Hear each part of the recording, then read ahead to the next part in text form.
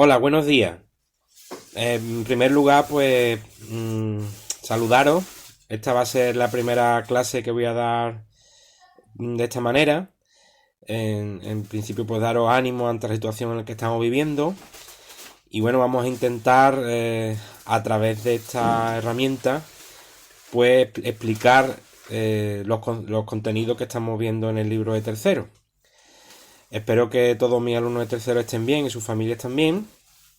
Yo estoy aquí enclaustrado como todo el mundo. Y bueno, vamos a empezar repasando un poquito lo que vimos en clase sobre el sector servicio, que sería el tema 6, del cual ya habéis hecho algunas actividades y la mayoría de vosotros ya me la ha entregado. Bueno, vamos a empezar por decir que el sector servicio, como ya vimos en clase, pues es un sector dedicado fundamentalmente a la prestación de servicios. Es un sector que no produce nada, sino que lo que hace es dar servicios a la población. Y como vimos también en clase, dijimos que sobre todo en los países desarrollados se dedica aproximadamente un 60-70% de las personas que trabajan en lo que es la población activa se dedican a este sector. La definición ya la vimos, ya digo. Ahí, digamos, una de las actividades que habéis hecho, pues habéis visto que hay dos tipos de, eso no lo explicamos en clase, de servicios. Están los servicios avanzados y los servicios tradicionales, ¿no? Los avanzados fundamentalmente son aquellos que se dedican a tareas muy especializadas, relacionadas con la publicidad, telecomunicaciones, investigación, etcétera, etcétera. Normalmente son tareas con altos ingresos porque necesitan de una especialización y sobre todo de estudios bastante, en muchos casos, muy avanzados. Y en el caso de servicios tradicionales, pues son servicios como por ejemplo el servicio doméstico, camareros, teleoperadores, etcétera, etcétera, cuya especialización es menor y por tanto el nivel de ingresos también suele ser menor, ¿no? Eso, digamos, a grandes rasgos sería así. También explicamos en clase y había hecho una actividad sobre ello, es la diferenciación entre lo que es el sector privado y el sector público, ¿no? Básicamente, como ya os comenté en clase, la principal diferencia es que el sector público, pues su finalidad es obtener, perdón, el sector privado, su finalidad es obtener beneficios. Es un sector en el cual las empresas y personas particulares son las que dan estos servicios, pues, de los cuales hay muchísimos ejemplos, ¿no? Cualquier tienda, pues talleres, seguros, incluso también os comenté, pues colegios privados que no sean concertados fundamentalmente, hospitales privados, clínicas privadas, todo eso estarían dentro de lo que es el sector privado, ¿no? Que ya repito de nuevo que la principal diferencia con el sector público es buscar el lucro. El lucro, para aquellos que no sepan lo que significa, no os puedo preguntar porque no estamos en clase, no podré poner positivo, pues el lucro fundamentalmente sería obtener beneficios. Es decir, cualquier actividad de un particular que monta una empresa, pues lo que busca es obtener un beneficio. Esa es la principal finalidad. El sector público, pues el sector público, como ya os dije también, en el caso de los centros públicos de enseñanza, por ejemplo, pues no se trata de obtener un beneficio económico, ya digo, siempre os pongo el ejemplo de que, bueno, los profesores o los médicos pues no trabajamos por amor al arte, sino que pues tenemos un salario, pero sí es verdad que el centro como tal, el IES Herrera, por ejemplo, pues no es un centro que tenga como finalidad que ese centro dé beneficio. En todo lo contrario, ya os dije en clase que los centros públicos normalmente son deficitarios. El Estado es deficitario, es decir, presta unos servicios públicos a la ciudadanía cuya financiación depende de los impuestos, pero normalmente el Estado siempre es deficitario, es decir, el Estado nunca gana dinero. De hecho, no es su función. La función del Estado es proteger a los ciudadanos como en el caso en el que estamos viviendo del coronavirus. Es decir, el Estado tiene que aprestar todos sus recursos, tenga o no los tenga, en este caso los tiene, para intentar solucionar situaciones de crisis como en la que nos hayamos envuelto, a través de los cuerpos y fuerzas de seguridad del Estado, a través de la sanidad pública, que, ya digo, es muy importante, pues a través de mecanismos de financiación, el Estado, pues el sector público en este caso, es el que va a ayudar a los ciudadanos a salir de la crisis, de esta crisis que estamos viendo en España. Así que el sector público es muy importante. Bueno, esto es un poco recordar lo que vimos la semana pasada. Estaríamos, por tanto, en el punto 1, definición y clasificación. Si os fijáis en el libro, en la página 131, tenéis un mapa bastante interesante en el que aparece pues la aportación de los sectores del sector servicio a la economía de los países, ¿no? Y fijaros pues que coincide en la mayoría de los casos que son los países más desarrollados, como Estados Unidos, Francia, Alemania, la propia España, Portugal, donde el sector servicios pues consigue una aportación muy importante al PIB. Recordamos, el PIB es un indicador económico que significa Producto Interior Bruto y que mide la riqueza de cada uno de los países, ¿vale? Pues países con un PIB muy importante pues estarían Estados Unidos, Japón, etcétera, etcétera. Vamos a explicar en el punto 2 los transportes y el comercio. Todo el mundo sabe que la actividad del transporte es una actividad muy importante que sirve para intercambiar a lo largo del planeta pues no solo productos sino también personas que van de un lugar a otro, que sirven para abastecer a los supermercados, a las tiendas. Hoy en día también sabéis que el transporte de mercancías y el transporte de estas empresas tipo MRV, Seur, etcétera, etcétera, es muy importante porque el llamado e-commerce o comercio, digamos, por internet, a través de Amazon o AliExpress se ha convertido en un boom en los últimos 2-3 años, ¿no? Así que el transporte no solo no ha dejado de ser importante, sino que es cada vez más relevante, ¿no? Cuando hablemos del turismo, pues volveremos a recordar la relevancia de algunos elementos del transporte como el tren, el avión e incluso el barco, que son tremendamente importantes, ya digo, en nuestra sociedad. Como podéis observar en el libro, hemos dividido el transporte en tres grandes áreas, podríamos decir, ¿no? El transporte terrestre, el transporte naval y el transporte aéreo. Ahora vamos a pasar un poquito a explicar cada uno de ellos, así como sus ventajas e inconvenientes. Cuando terminemos de explicar esto, pues también os pondré en el blog que todos tenéis, os pondré una serie de actividades que tendréis que hacer para la semana que viene. Ya os pondré los detalles en el blog y también a través de iPasse. Bueno, en primer lugar, el transporte terrestre, como supongo que todos entendéis o sabéis, es seguramente el más importante, el más utilizado en nuestra sociedad actual, en prácticamente todos los países. ¿Por qué es el más utilizado? Bueno, fundamentalmente por razones de comodidad. Es un transporte muy cómodo en relación a que nos permite una gran independencia. Y el transporte terrestre lo tenemos dividido en dos grandes bloques, podríamos decir. El transporte por carretera, cuyas ventajas más importantes son la ventaja, podríamos decir, más importante es, sin lugar a dudas, la gran flexibilidad. Ahora explicaré un poco qué es eso. Donde aquí pues, encontramos coches, camiones, autocares, motos, en fin, todos los que conocéis vosotros perfectamente. Bueno, la gran flexibilidad, ¿eso qué significa? Bueno, pues os voy a decir un ejemplo muy, muy fácil de entender. Pues que cualquier persona que tiene un vehículo, ya sea una motocicleta, ya sea un coche, que eso aquí os pongo el ejemplo del coche, pues nos permite salir desde prácticamente cualquier punto a la hora que queramos. Si nosotros, por ejemplo, imaginaros que queréis hacer un viaje de vacaciones, ¿no? Este verano, ahora mismo no podemos irnos de vacaciones, pero este verano, aunque los madrileños pues han metido un poquito la pata con eso.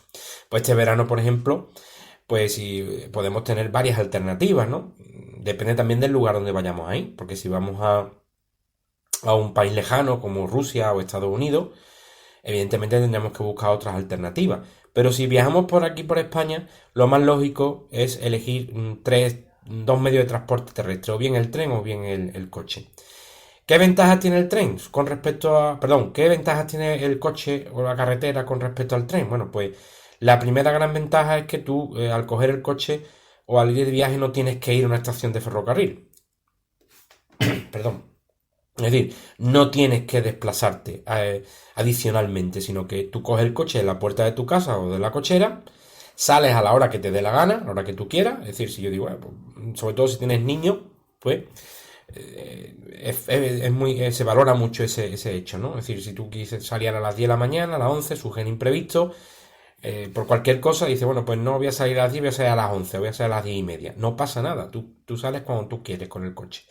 Llegas cuando tú quieres, aparcas donde buenamente se pueda, pero bueno, puedes aparcar en muchos lugares, en aparcamientos públicos, en fin, gratuitos o incluso pagando. Puedes parar donde tú quieras, es decir, voy a parar aquí a comer porque ya llevo 2 horas conduciendo, estoy cansado, aparco donde tú quieras, paro donde yo quiera. El tren no, el tren también tiene sus ventajas, evidentemente, porque sobre todo para el que va conduciendo, el tren es mucho más relajado, llega menos cansado, pero evidentemente, ya digo, estoy diciendo un poco las ventajas del coche, que es la gran flexibilidad, que te permite programar el viaje como tú quieras. Yo, en este caso, sí soy un defensor del coche. Claro, el coche tiene también sus grandes desventajas que ahora vamos a pasar a verlas, ¿no? Bueno, básicamente podríamos hablar de tres grandes desventajas del coche, o de los medios, en este caso, por carretera, para ser más exactos, ¿no? La primera gran desventaja, podríamos decir, es que exige de unas infraestructuras que suelen ser caras, construir autovías, carreteras, autopistas, pues puentes, viaductos, son infraestructuras que no suelen ser baratas, y que sobre todo exigen de un mantenimiento pues anual para que esas carreteras se mantengan en un estado óptimo y que pues sobre todo no influyan en el aumento del número de la siniestralidad, que en España afortunadamente en los últimos años se ha reducido considerablemente. Segunda desventaja de los coches o del transporte por carretera, pues el tema del tráfico, de la congestión, de las horas punta. No sé si sabéis lo que son las horas punta. Bueno, pues las ciudades, sobre todo, las grandes ciudades, Sevilla, Madrid, Barcelona, pues normalmente las horas puntas se concentran en las horas de entrada al trabajo y a los colegios o institutos, que es cuando la gente sale en coche masivamente y es cuando se producen los atascos. También la salida del trabajo y la salida de los colegios, aproximadamente entre las 1 a las 3 de la tarde, es otra hora punta importante. Y otra hora punta también que suele coincidir por la tarde con la salida del trabajo, en torno a las 7, 8 de la noche, más o menos, ¿no? Otro momento también en la que se producen grandes congestiones y problemas de tráfico son las operaciones salida y las operaciones de llegada de las vacaciones, ¿no? Sobre todo en ciudades tan grandes como Madrid. Suele ser problemático pues las fechas del 1 de julio, 30 de junio, 1 de julio, los cambios de quincena, 14, 15 de julio, 16, agosto exactamente igual, o después la llegada masiva de las vacaciones, o precisamente que se combinan los dos. Es decir, cuando el 30 de julio, por ejemplo, hay gente que vuelve a Madrid o a Barcelona y gente que empieza sus vacaciones, con lo cual son momentos un poquito complicados, ¿no? Y en ese sentido sí es verdad que el coche no es una herramienta, en esos momentos, no es una herramienta tan útil como parece, ¿no? De hecho, no sé si lo sabéis, pero se están haciendo estudios sobre todo que preocupa mucho a la industria automovilística, de que los jóvenes, o sea, todavía vosotros no tenéis edad para conducir, pero los jóvenes de veintitantos años más o menos, los menores de 30, entre 20 y 30 años, cada vez están más alejados de la conducción. Es decir, en mi época, ya sabéis que yo tengo más de 40 años, pues sí es verdad que todos tenemos coche o todos aspiramos a tener un coche. El coche es muy importante, sobre todo para la profesión de profesor, es muy importante. Sin embargo, hoy la juventud, pues la gente joven está apostando por otro tipo de transporte, pues ya sea en autobús, tren, los famosos Uber, el bla bla bla car, digamos, no piden determinados requisitos, como por ejemplo sacarse el carnet. Después es verdad que un coche exige unos gastos importantes, tener un seguro, llevarlo al taller, y todo eso también tiene un poquito que ver, creo yo, con el nivel económico de las personas, de los jóvenes actuales. Muchos son llamados mileuristas, que no tienen un buen sueldo o incluso cobran menos de 1.000 euros, y que por tanto tener un coche le resulta un gasto no solo innecesario, sino demasiado gravoso. Los alquileres también son muy caros en las grandes ciudades, con lo cual quizás eso también está influyendo en que los jóvenes cada vez apuesten menos por tener un coche propio, ¿no? Ya digo, hay excepciones.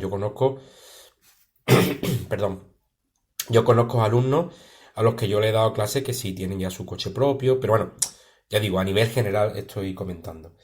Bueno, otra de las grandes desventajas del transporte por carretera es la contaminación. Es verdad que en los últimos años, sobre todo con los problemas climáticos, es verdad que se está intentando apostar, pero ya digo, en mi opinión, muy tímidamente por los transportes, podríamos decir, ecológicos.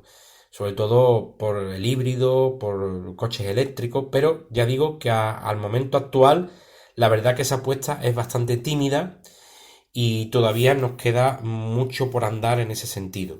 Y ya digo, los coches actuales todavía siguen siendo vamos, menos contaminantes que antes, pero todavía aportan demasiada contaminación y eso es una revolución que tiene que darse en los próximos años si queremos paliar los efectos del efecto invernadero y de la crisis climática en la que también nos hayamos envuelto.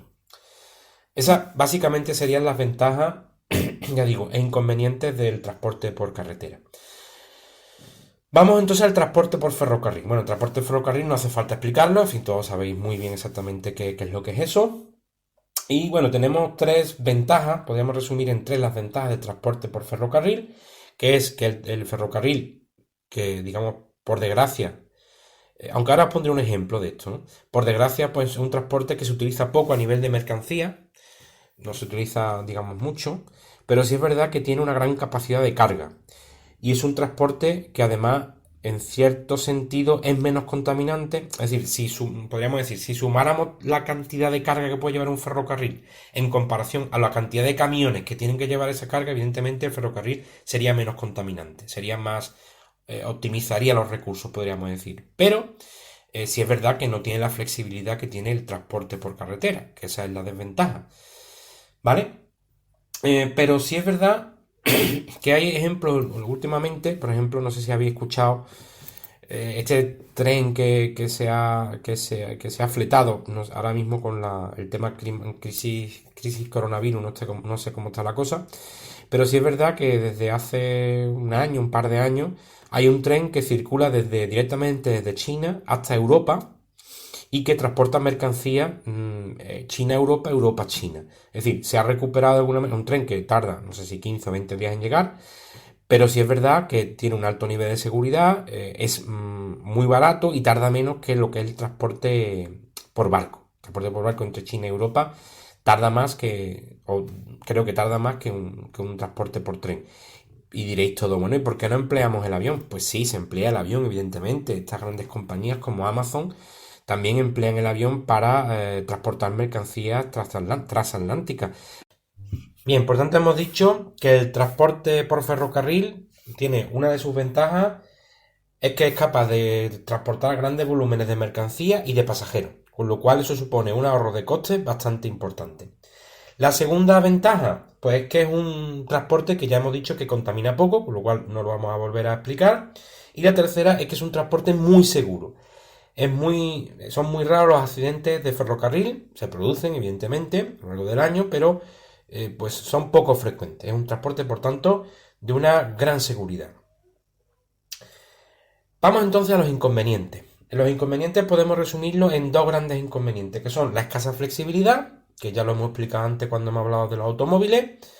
Es decir, cuando tú tienes que coger un tren, tienes que ir a una estación obligatoriamente y el tren pues sigue un recorrido establecido a través de los raíles, con lo cual no puede ir por donde le da la gana, no puede parar donde quiere, sino que tiene que parar en las estaciones establecidas. Un poco parecido a los autocares también en cierto sentido.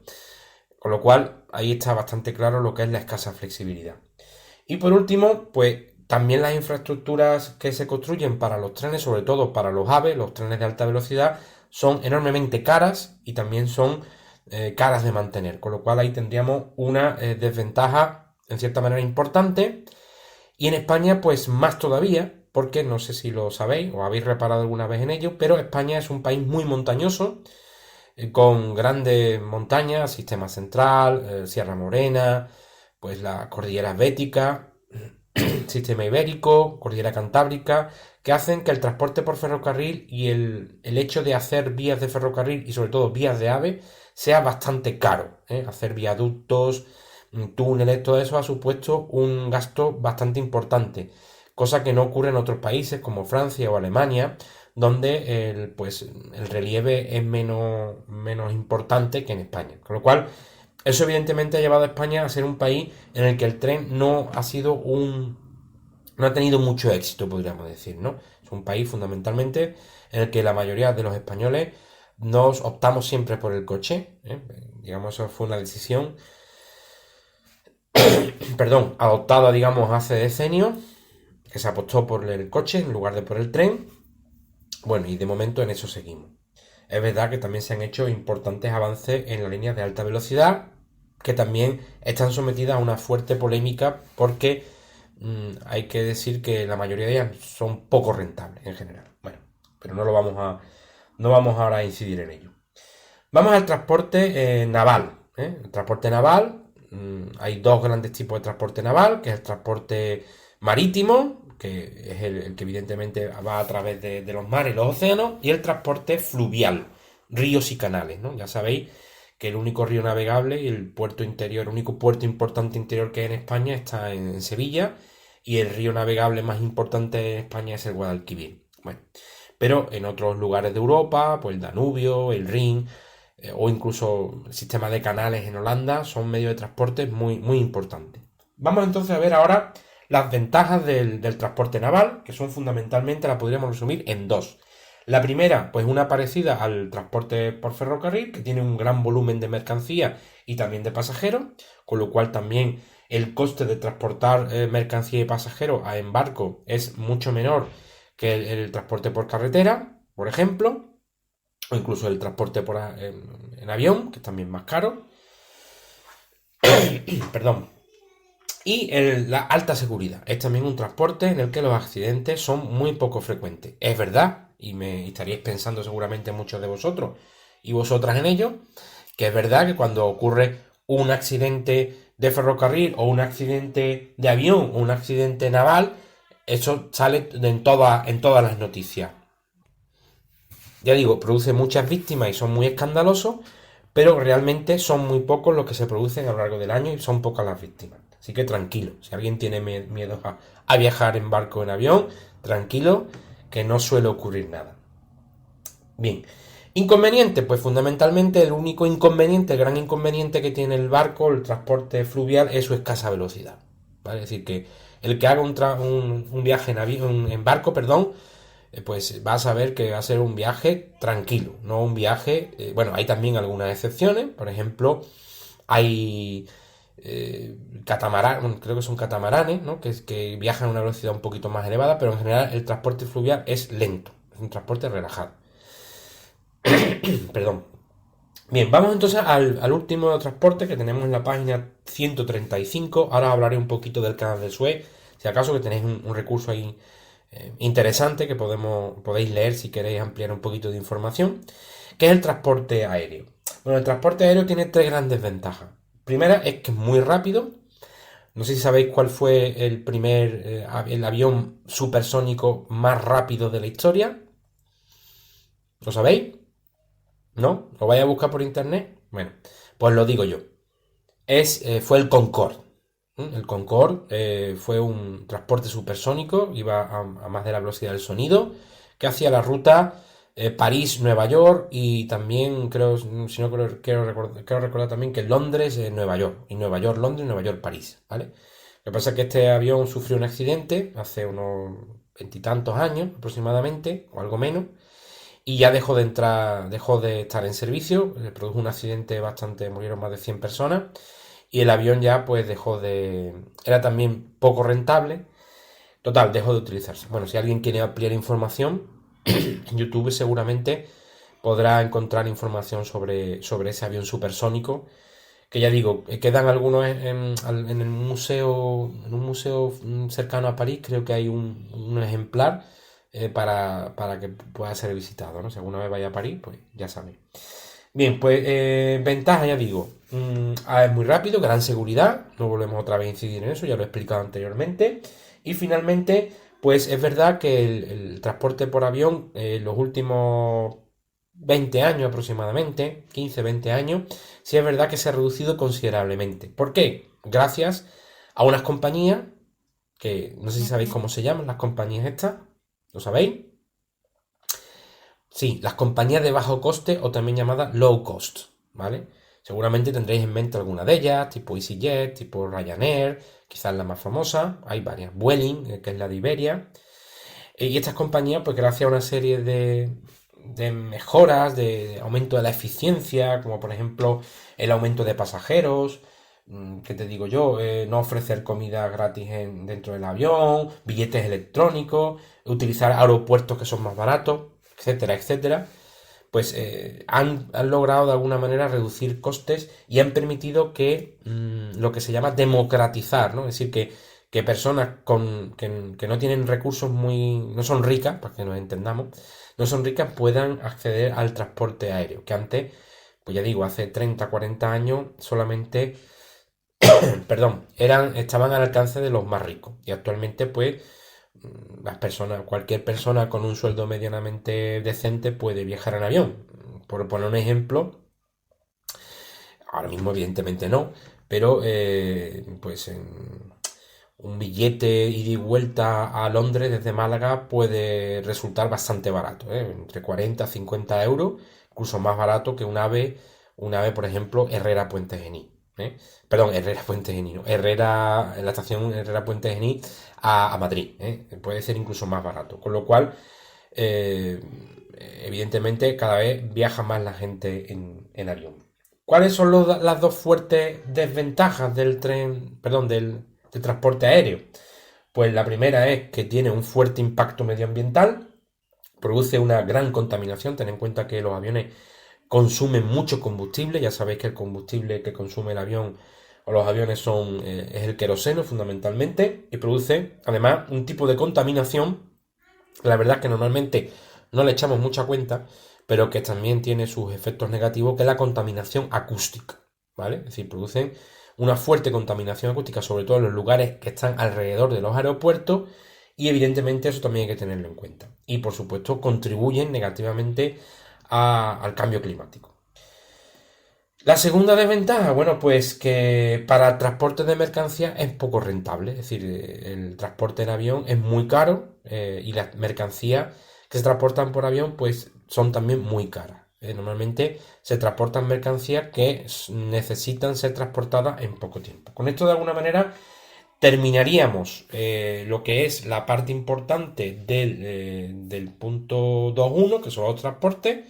Si acaso os sugiero pues leer el recurso sobre el canal de Suez del libro de la página 135. Ya sabéis que utilizamos el libro de Algaida desde hace unos años, en el tercero de la ESO, donde bueno, vais a encontrar bueno, cuándo fue construido el canal de Suez, incluso que el canal de Suez fue incluso Napoleón cuando llegó a Egipto en 1798, pues intentó resucitar. No sé si lo sabéis, pero en la época egipcia ya por lo visto había un canal que habían hecho los egipcios.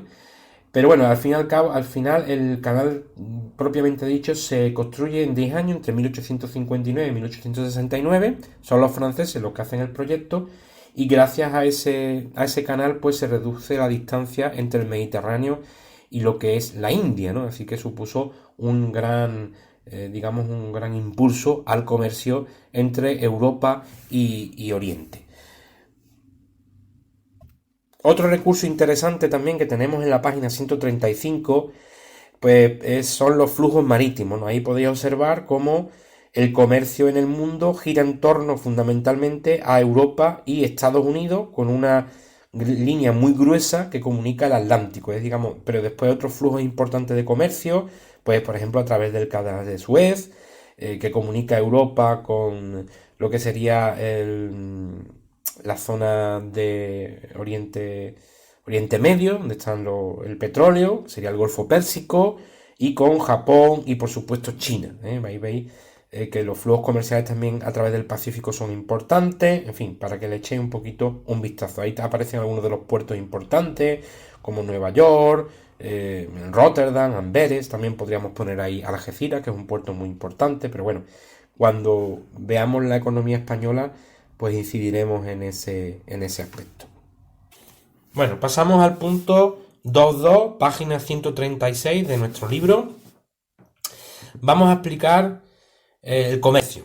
Bueno, no hace falta que explique mucho sobre esto, todo el mundo sabe, o yo creo que todos sabéis, qué es el comercio y qué ha supuesto a lo largo de la humanidad. Es muy importante, prácticamente casi de la prehistoria y desde la época mesopotámica, Egipto, Grecia.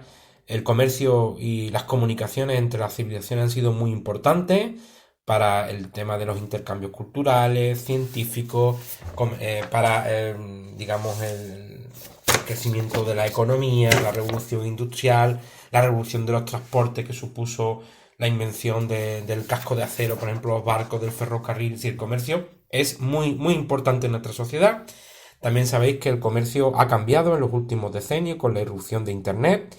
El comercio a través de Internet pues, ha revolucionado no solo lo que son las actividades comerciales, sino también las relaciones personales. Ahora lo estamos viendo con la cuarentena a la que estamos sufriendo, pues que las relaciones personales, el hecho de dominar las nuevas tecnologías, sí es verdad que hace que la cuarentena se pueda hacer más llevadera, ¿eh? Podemos incluso dar clases a través de internet, mandar actividades, más que os pese a vosotros, pero bueno, podemos continuar de alguna manera con la labor de enseñanza-aprendizaje, incluso a veces puede ser incluso más llevadera, ¿no? Que tener que ir al instituto de 8 a 2 y media, pues más flexible, pero bueno, no nos acostumbremos tanto que volveremos, no sabemos cuándo, pero volveremos. Bueno, vamos a centrarnos en el comercio y vamos a explicar un poquito, sobre todo los tipos de comercio. Ya sabéis que, ya digo, las nuevas tecnologías pues han agilizado bastante el tema comercial. Bueno, aquí en el libro, como veis, hay dos grandes tipos de comercio, que son el comercio interior y el comercio exterior. Tampoco es muy complicado entenderlo. Bueno, hay una cosita que sí voy a explicar porque siempre genera dudas por vuestra parte. El comercio interior está claro, es el comercio que se produce en el interior de un territorio, es decir, en este caso dentro de España. Eso ya veis que es bastante fácil. Lo que os resulta siempre más complicado es distinguir el comercio al por mayor o mayorista del comercio al por menor o minorista. Vamos a ver, voy a intentar poner algún ejemplo para que lo entendáis. Vamos a ver, el comercio mayorista serían aquellas empresas que venden sus productos, cualquiera que sean, a los minoristas. Os pongo un ejemplo, ¿no? El naranjero, por ejemplo, en Herrera, ¿no? O una tienda de barrio, cualquiera que pensé. Bueno, pues esa tienda de barrio va a un almacén, va a un comercio mayorista, del cual se abastece, pues para comprar a lo mejor, que te digo yo, 20 bricks de leche, ¿no? O 50 kilos de patata. Por ejemplo, frutas Pineda. Pues frutas Pineda, de Herrera, aprovecho para hacerle publicidad. Pues Frutas Pineda sería un mayorista. ¿Por qué? Porque la gente no va a Frutas Pineda, a ese almacén, a comprar fruta. Allí no te venden 1 kilo de tomate, ni 2 kilos de patata, ni 4 kilos. No, allí no te venden al por menor, podríamos decir. No, allí va un frutero de Herrera, de Estepa, de Puente Genil, de donde sea, y se trae, pues a lo mejor, varias cajas de tomate, varias cajas de patata, varias cajas de, ¿qué te digo yo?, de kiwi, y después va al sitio donde tenga la frutería y allí la va vendiendo al por menor. Al por menor quiere decir que tú vas y compras 1 kilo de tomate, compras 2 kilos de tomate, 3 kilos de fresa, lo que sea, ¿vale? Es decir, tú compras para tu casa una lechuga, 2 lechugas. No sé si me habéis entendido ya, yo creo que sí, ¿no? No es tan difícil. El mayorista, por tanto, es alguien que vende al por mayor, que vende grandes cantidades y le vende a las tiendas, y esas tiendas son los comercios minoristas, al por menor, que son los que nos venden a nosotros, a los consumidores. ¿Vale? Espero que con este ejemplo lo hayáis entendido. Esa es, digamos, siempre la gran confusión que tenéis. Es decir, ¿Qué es al por mayor? Al por mayor creéis siempre, ¿no? El Carrefour, como el Carrefour es muy grande, es enorme, o tiene un supermercado enorme, pues eso es al por mayor. No, no, no, no, equivocación. Eso no es al por mayor. Una tienda como el Naranjero y el Carrefour de Puente Genil son los dos al por menor. ¿Por qué? Porque venden a los consumidores. Son lo mismo. Lo que pasa que evidentemente a una escala diferente. Porque el Carrefour compra por palé y el Naranjero pues a lo mejor compra mucho menos cantidad y además no puede competir con los precios del Carrefour porque puede vender más barato porque compra mucha más cantidad. Bueno, ese es otro detalle. Así que tened claro que los minoristas siempre son, o la venta al por mayor, siempre son aquellos comercios que venden al consumidor. Mediamar también es minorista. Aunque sea una gran cadena de Amazon también es minorista, también, porque vende a los consumidores. Esa es la gran diferencia entre mayor, al por mayor y al por menor. Bueno, una vez hecha esta diferenciación, que espero que la tengáis más o menos clara, vamos a explicar un poquito el comercio exterior. Que aquí también me voy a tener una cosilla que es la balanza comercial. Bien, el comercio exterior, como todo creo que podéis entender, es el comercio que se produce entre países. Que ahora mismo ese comercio está muy debilitado por la crisis que estamos sufriendo, ¿no? Los países incluso están cerrando fronteras, está la cosa un poquito complicada. Pero el comercio exterior es el comercio que se produce entre países. Dentro del comercio exterior, pues vamos a distinguir dos grandes conceptos que también muchas veces os equivocáis, que son las importaciones y las exportaciones. ¿Qué son las importaciones? Bueno, pues lo voy a poner muy clarito. Las importaciones son los productos que España compra a otros países, ya sea Francia, Estados Unidos, China, Gran Bretaña, el que sea. Son productos que España compra a otros países. Eso son las importaciones. Los productos que nosotros compramos a otros países. Las exportaciones, pues lo contrario. Es decir, son los productos, tomate, coche, cebolla, pepino, lo que sea, ¿vale? Que se fabrica aquí en España o se produzca aquí en España, que vende España a otros países. Esas son las exportaciones. Por lo tanto, importaciones, productos que nosotros compramos de otros países, exportaciones, productos que nosotros vendemos a otros países, cualquiera que sea. ¿Correcto? Por ejemplo, si el aceite de oliva lo vendemos a Francia, pues eso sería una exportación. Si de Francia traemos, ¿qué te digo yo? Coches, pues eso es una importación. ¿Correcto? Espero que con esto quede entendido. Perdón. Bueno, pues del juego de exportaciones e importaciones, de la diferencia entre exportaciones y exportaciones, si España, por ejemplo, exporta por un valor de... voy a poner una cifra pequeña para que nos entendamos un poco, que es mucho mayor, por supuesto. Imaginaros que España exportara por una cantidad de 1 millón de euros, que no es así, que es mucho más, pero bueno, 1 millón de euros. Y España importa, o sea, compra el extranjero por un valor de 2 millones de euros. Pues tenemos ahí que la balanza comercial, es decir, la diferencia entre lo que yo compro y lo que yo vendo sería de menos 1 millón de euros. Es decir, la balanza comercial sería deficitaria, porque España compra al exterior más de lo que vende. ¿Lo entendéis? Es decir, al contrario, si España vende 2 millones de euros y compra 1 millón de euros al extranjero, pues entonces la balanza no es deficitaria, sino que tiene se llama superávit. Es decir, que es positiva, podríamos decir, si lo queréis entender así. Deficitaria es que la balanza es negativa, es decir, sale negativa, eso sería deficitaria, y superávit es que es positiva, que la balanza es positiva. Pesan más las exportaciones, el valor de las importaciones, que el valor de las exportaciones, o al revés. ¿Cómo es la balanza comercial en España? Bueno, pues siento deciros que suele ser una balanza comercial negativa. Es decir, nosotros exportamos por un valor inferior al valor de las importaciones que hacemos. Con lo cual, la balanza comercial suele ser negativa en el caso de España. Lo que nosotros vendemos al exterior vale menos de lo que nosotros compramos. Por las características propias de la economía española, que ya veremos seguramente en el tema correspondiente. Bien, Por ir terminando, si queréis leer pues un recurso muy curioso sobre los bancos de tiempo, si queréis leerlo, bueno, pues os animo a leerlo. Y en la página 137, si es verdad que tenéis un mapa donde un mapa ciertamente parecido al mapa anterior, donde aparecen los flujos comerciales y de nuevo vemos cómo el flujo comercial, el comercio entre Europa y América, sobre todo América del Norte, es muy importante, y después entre China y Europa sí, también es tremendamente importante, ¿eh? Cómo se manejan grandes volúmenes de comercio entre Oriente, sobre todo China y Europa, también entre Oriente Medio y Asia, por ejemplo, o incluso Asia y Estados Unidos, ¿eh? Es decir, son los intercambios más importantes, si os fijáis en el mapa. Bueno, vamos a terminar, de todas maneras, esto lo pondré también en el blog, pues mandando una serie de actividades.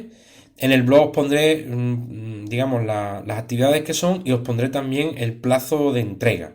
Y como hemos hecho con las actividades del punto 1, pues también las corregiré yo desde casa, y después os pondré las soluciones en el blog para que vosotros las podáis corregir en vuestro cuaderno.